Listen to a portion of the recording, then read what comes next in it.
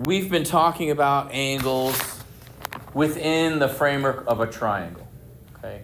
And one of the things that we talked about the other day when we were using our calculated find sine, cosine, tangent of angles that couldn't ever be inside of a triangle. One of the things that we have to understand is that there are different ways to draw angles. And we're going to look at that today. All right? So we have our normal coordinate plane. But if you notice here, our coordinate plane is labeled differently. Instead of it having x's and y's, it's labeled with angle measures. Okay? And then you notice here as well, there's a little label here. It says initial side. Every angle that we draw, we're going to be drawing what's called angles in standard position. Angles in standard position. Whenever we draw angles in standard position, they always start from what we like to think of as the positive x-axis, but it starts at 0 degrees. And we will either rotate clockwise or counterclockwise depending on the sign. Okay? And so I'm going to walk you kind of through this. So when we have a positive angle, they start at 0 and they rotate counterclockwise. Meaning, if you look at the hands on the clock, it counters. It goes in the counter direction. It's the opposite direction. So counterclockwise is going around this way. It's sort of to the left, if you will, but then it comes back to the right. So that's why we say counterclockwise. All right. So everything starts here, and then it's going to rotate that way. And that's how we would draw that angle. All right. And again, we can draw lots of different angles. They don't have to just fit inside of triangles. So let's look at an example. Let's look at 120 degrees. Okay. And so what you have to do, here's the process. And maybe in your notes, write down some of the things that I'm saying. Okay. You have to pick a point somewhere on the initial side. It doesn't matter where. Usually I pick somewhere in here. Okay. We want to be kind of away from the origin, but we don't want to get so far out that we make this giant arc. We don't need to do that. So somewhere in here you pick a point. All right. So let me do that. I'll pick a point and we'll start right here. Okay. And then what we're going to do is we're going to draw a little curve from here. And since positive, we go counterclockwise this way. I kind of start with my curve and I start drawing it. And you have these little markers, right? So I get to 90 degrees. All right, so it would kind of look like this. So I'd start with a little curve, and now I'm at 90. Right? How much further do I have to go to get to 120? 30 more degrees. So I go about, that's about right. It's going to be an estimate, okay? It's going to be an estimate. And that's where I stop. And then what I do is we draw something called the terminal side. Okay? This is the terminal side. And I have it done nicer on the next slide, but I want you to see how you actually construct it. Okay? And then this terminal side needs an arrowhead.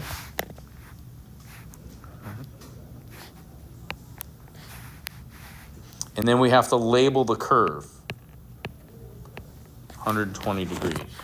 Now, let's understand we've created an angle. Okay, so if I highlight this, my terminal side and my initial side that already has the arrowhead on it, that's the angle that we've created. And that's 120 degrees in standard position. How do you know that's 120? It's not going to be exact. It's going to be an approximation because we have to basically go past 90, how far? 30 degrees.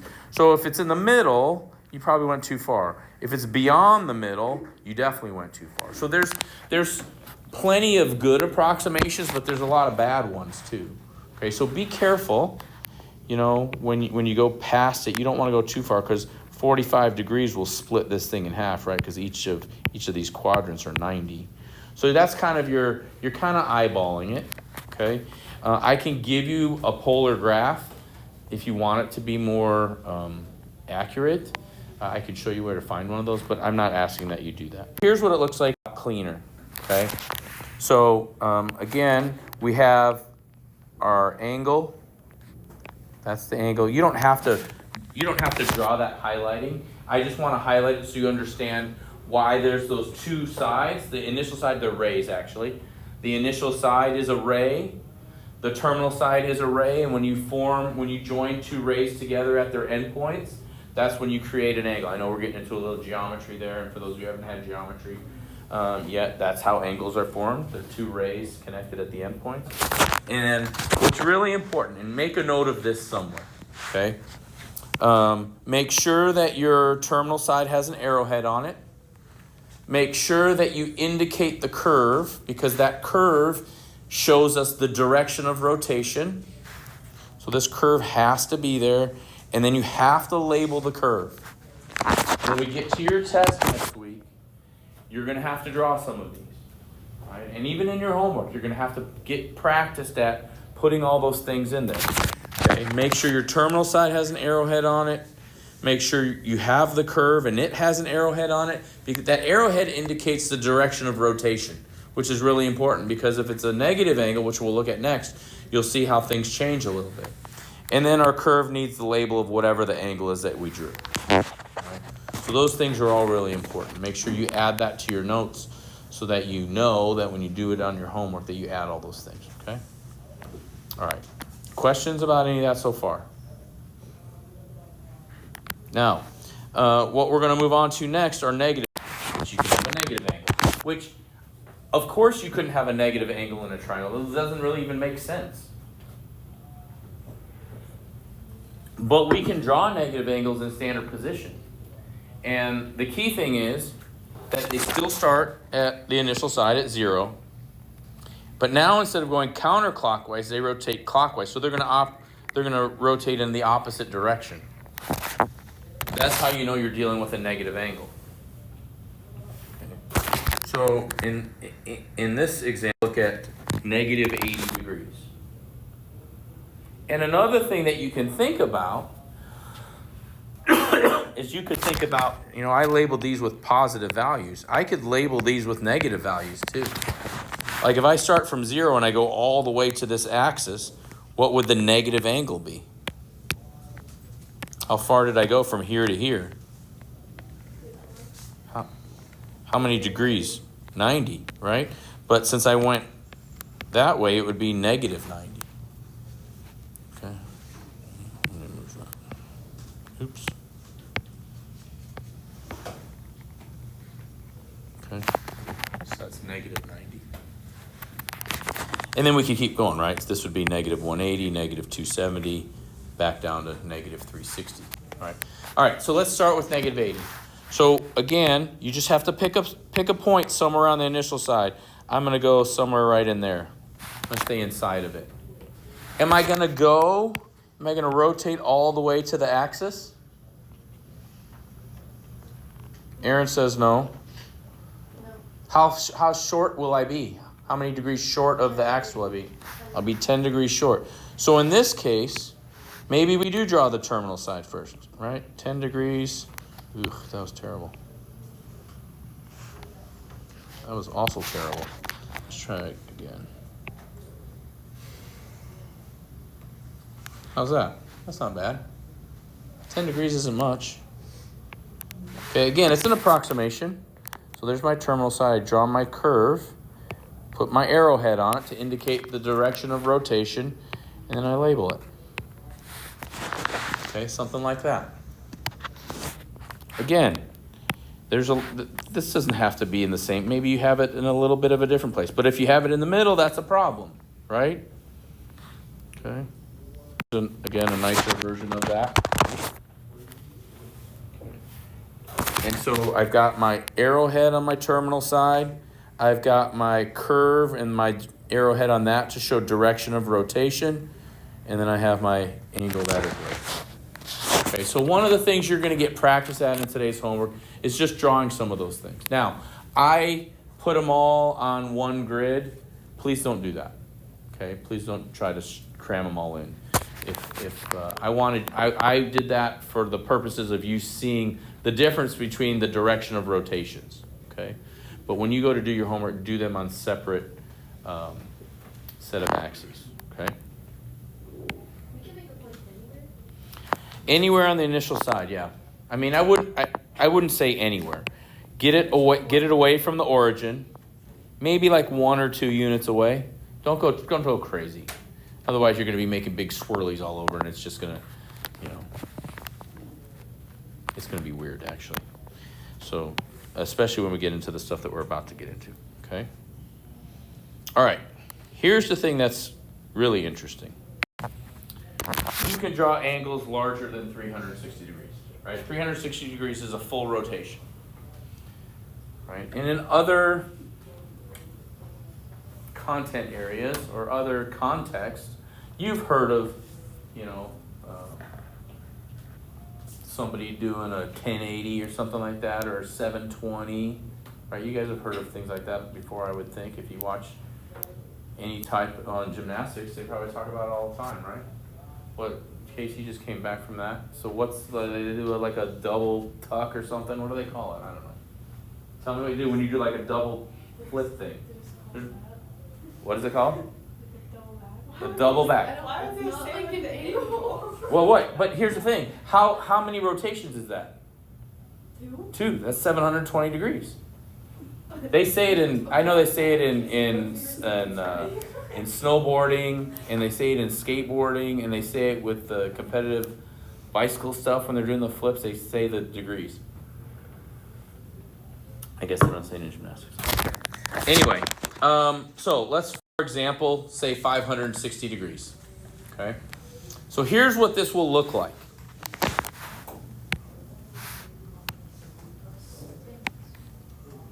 Anybody have a guess of what this is going to look like? How am I going to draw 560 degrees?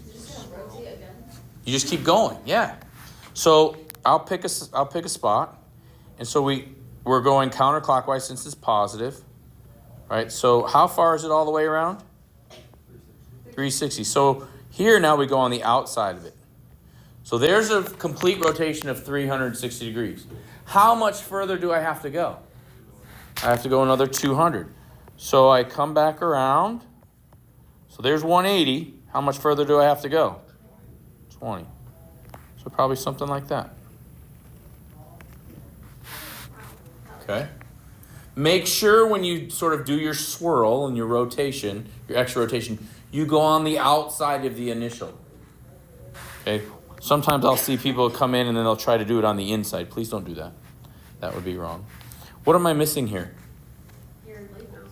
Okay, what kind of labels? Like what? I need the 560, so I got to label that. What else do I need? Oops. Your arrow on your thing. On my curve. Yeah, I need my arrowhead. I need to show the direction of rotation. Okay. Here's what it looks like a little nicer. Okay, same idea. Now, here's where the connection to trig is going to kind of come in. The next part, and you're going to have to do this in your homework, name an angle that is coterminal with 560. So let's talk about what that means. Coterminal. What that word means is you're going to name another angle that ends in the exact same place as 560 degrees. And I will tell you there's an infinite number of them. Okay? What is one angle that if I started and drew it would end right here?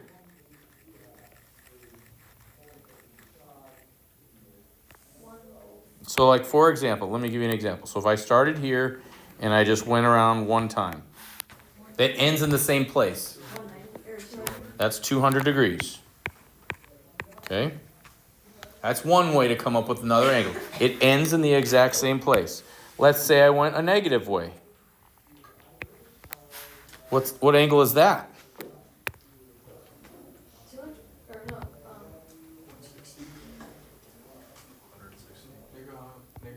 Negative 160. Okay? So let's think about this. So I went negative 90, and then I had to be 20 short. 20 short. Because that's what we figured out before. When we did this rotation, we were like 180, and then we had to go another 20. This little angle in here is just 20 degrees.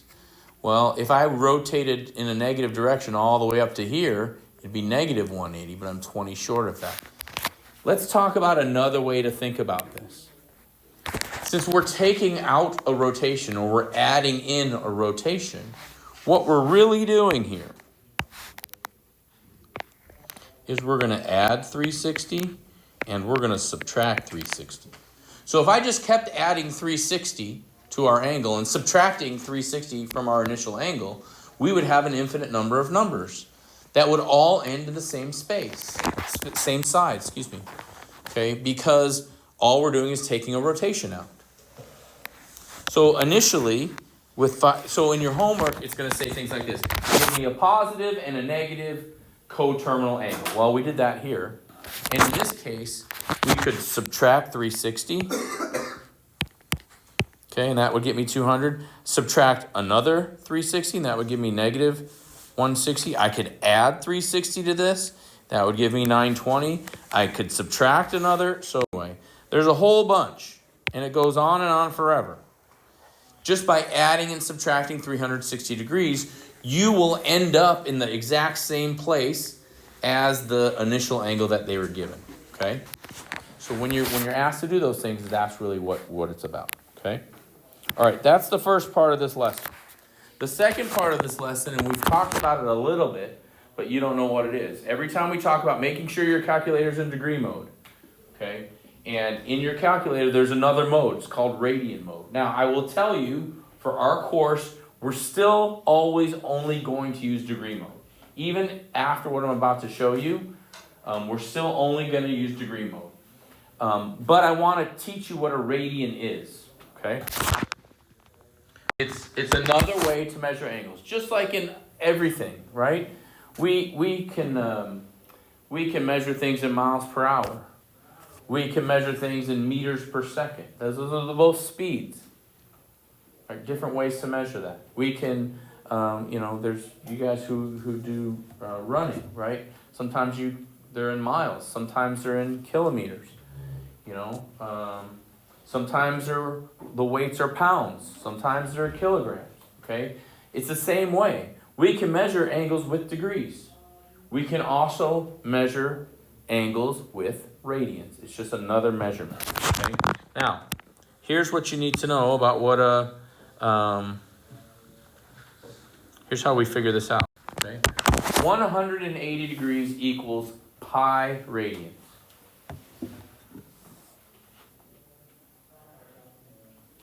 And we're just going to do a quick little conversion so you see why this works.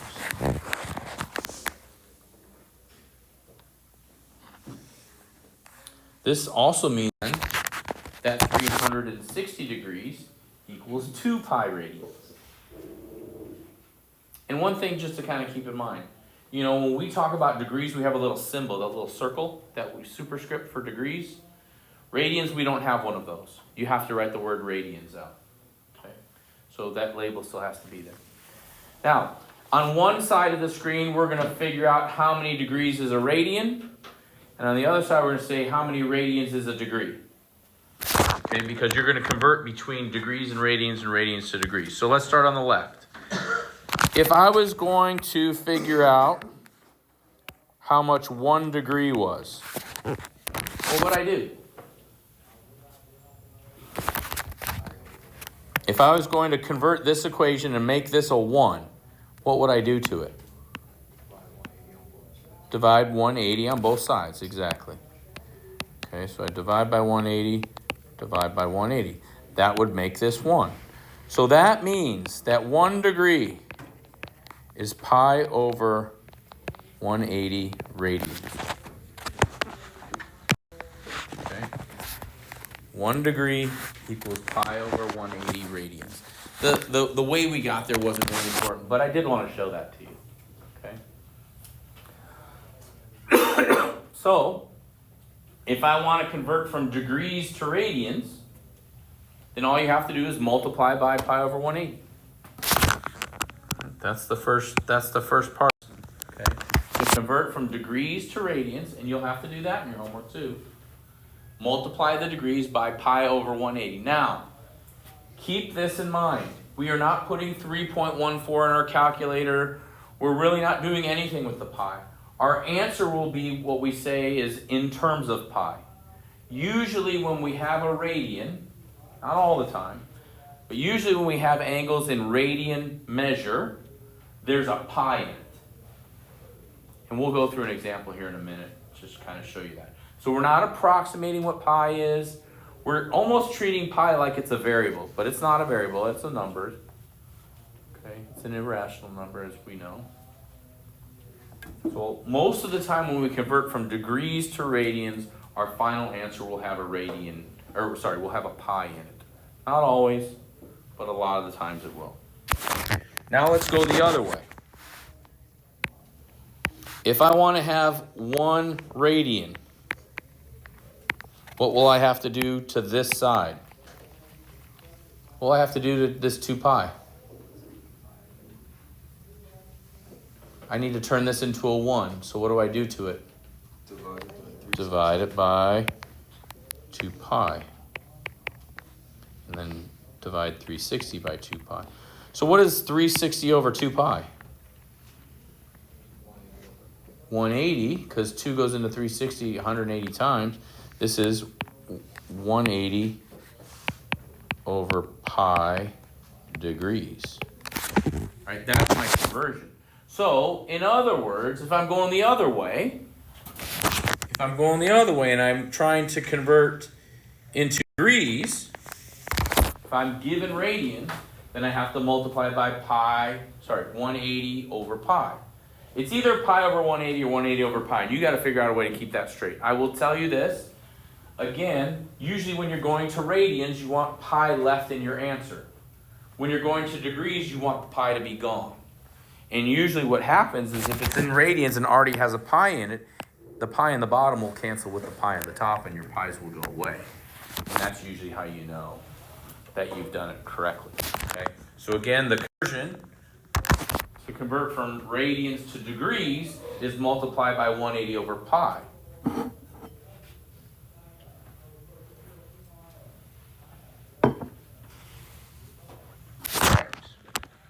In your book, this is not something you need to know yet.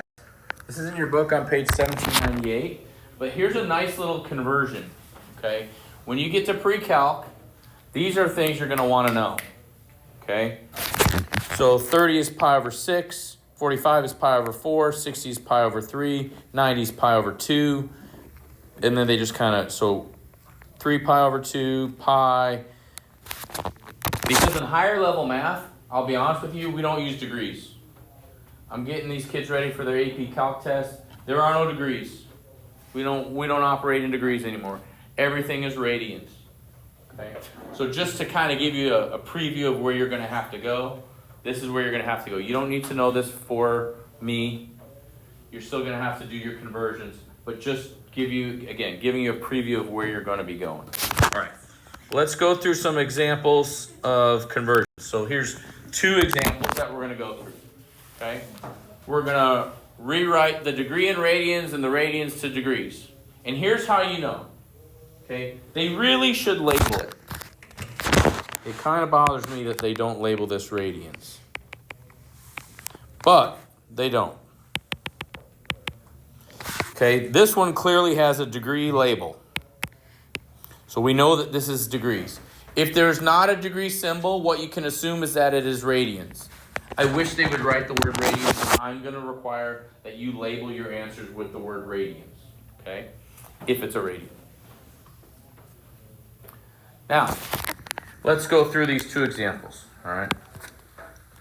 So in this case, what we're doing is we're going from degrees to radians. We started with degrees. We have to turn it into radians.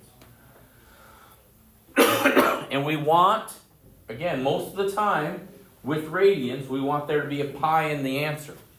So what I'm going to have to do here is I'm just have to multiply this. We're either multiplying by pi over 180 or multiplying by 180 over pi. Okay? Which one is it for this? Pi over 180. That is correct. So I'm going to just take negative 30 times pi over 180. And then we're just going to do some cross canceling. All right? We could think of this, if you wanted to, as 30 over 1. You don't have to write that. but just remembering that the negative 30 is up top. Okay, how many times does 30 go into 180?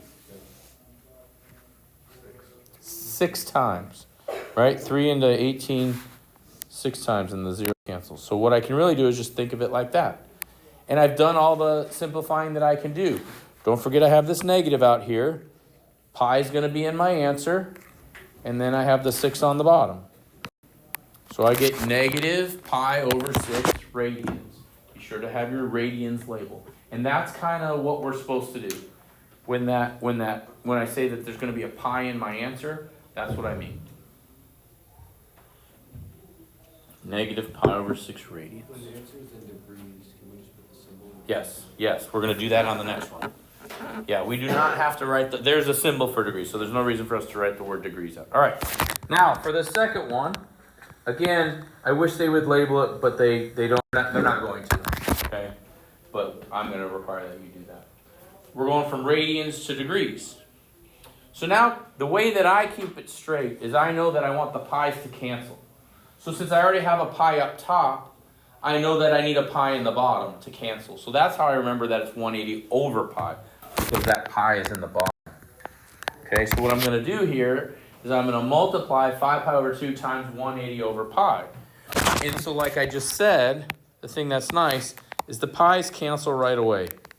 And I'm no longer going to have to deal with pi's. All right, let's see what we can cancel here. So there's nothing on the bottom except 2. 2 can't go into 5. How about 2 into 180? 90 times, okay? So I can cancel that and I get a 90. So what am I left with? 5 times 90. 450 degrees. It's that simple. Yeah, at the beginning, it was like. Well, I was just trying to show you where the conversion comes from. I understand that. That you didn't really, I could have just told you what it was. It's degrees, you just have to have radians, or you just have To have a pi on left over. top. Yeah, no, again, I could have just told you what to do, but I wanted to show you why it worked.